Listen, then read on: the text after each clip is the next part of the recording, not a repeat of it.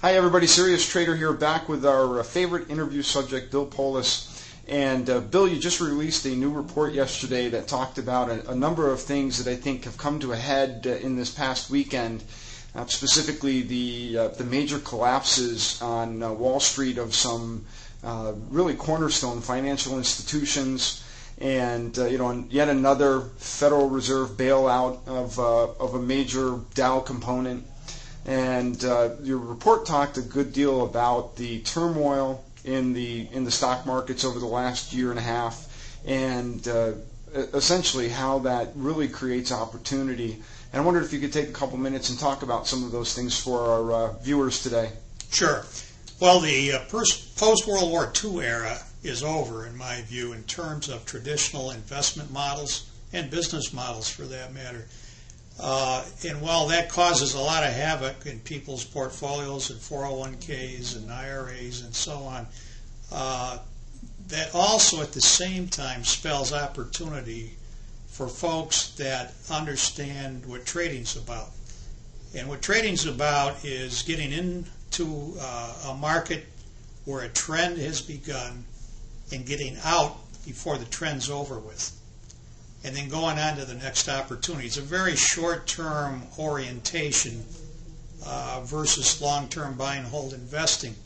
And the reason I talk about the opportunity there is with all this upheaval that we're experiencing, with Lehman Brothers going down, with AIG having been bailed out here now by the Fed, with other pressure points in the financial sector of the economy that we may not even know about yet. That spells a lot of uncertainty, a lot of pressure on the markets, and a lot of cross currents that drive trends in the currencies, in the commodities, in oil, in stocks of all kinds, in all sectors of the economy.